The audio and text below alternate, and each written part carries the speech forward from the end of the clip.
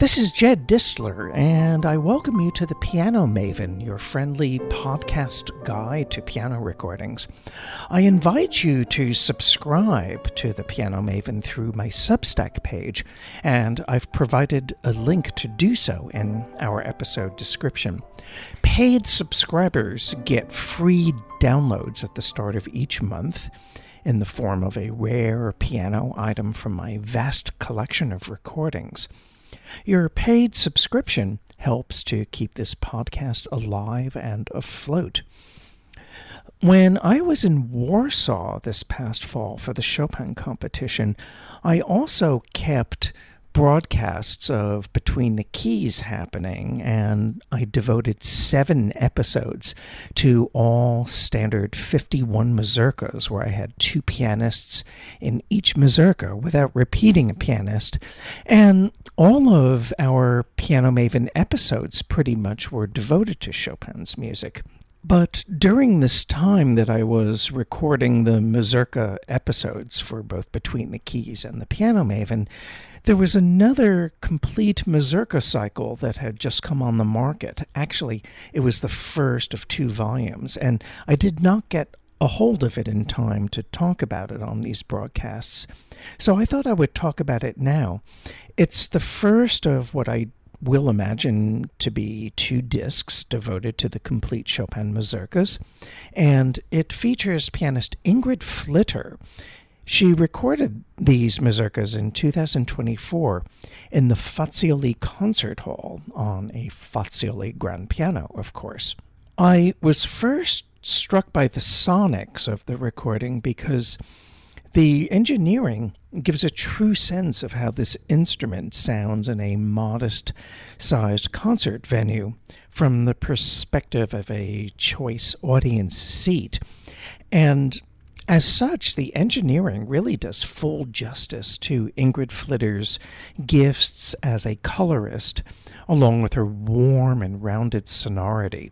On this first volume, we have some of the early mazurkas, some without opus number, and some that were posthumously published in the Opus 67 and Opus 68 groups. Also, this includes the F minor mazurka that was Chopin's last composition.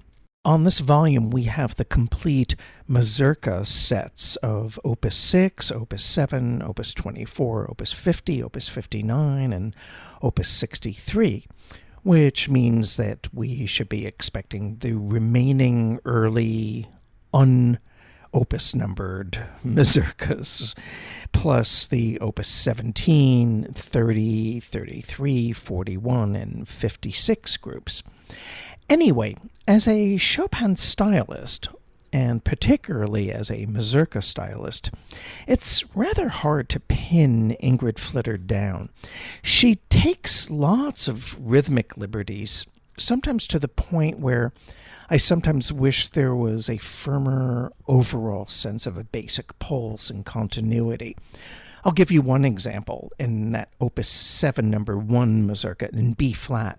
The way she stretches out those trills almost seems to stop the music in its tracks. But at the same time, her little rhetorical pauses and her leaning on accents in that small mazurka in E flat minor, Opus 6 number 4, convincingly brings out the music's cross-rhythmic phrasing.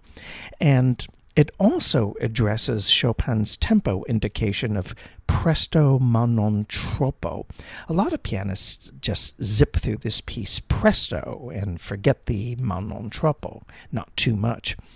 Ingrid Fliter's tempos are kind of all over the place in that opening F-sharp minor mazurka, Opus 6 number 1, and her retards at phrase ends in the complex B-flat minor mazurka, Opus 24 number 4, get a little predictable over the course of the performance.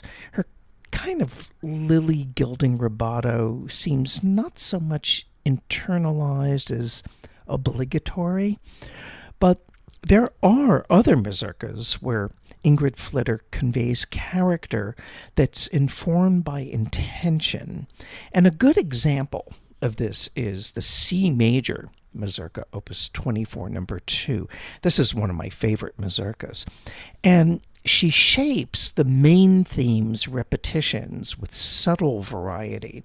And then that following F major section where you get that Lydian mode B natural at the phrase ends, she brings a nice quizzical quality to this section that's fortified by thrusting left-hand accents. And then the following section's rhythmic stops and starts don't sound mannered because there's an improvisatory impulse that grabs your attention and causes you to think, hey, what's happening? Where are we going? And Ingrid Fliter's imaginative voicings in this section don't hurt either. I don't mean to get so obsessed over this particular interpretation of Opus 24, number 2, but I really found it quite absorbing.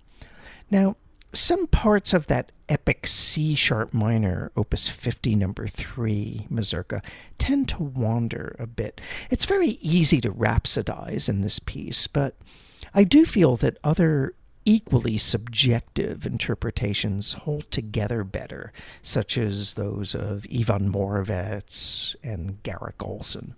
At first, I thought the C-sharp minor Mazurka, Opus 63, number 3, the very familiar da-da-da-dum, ba-da-da-dee, I thought that Ingrid Fliter's little luft pauses and holdbacks in the opening phrase seemed too affected and contrived. But then her subsequent iterations of this phrase were so different from one another, and she really kept you guessing and kept me engaged, and all these interesting inner voices popping up here and there. I wound up really responding well to this performance, and it really grew on me. Also, I like how this pianist almost throws away the opening pages of the G Major Opus 50, number 1. If you play this music too forcefully or with grandiosity, that rather tawdry main theme, which I cannot stand. I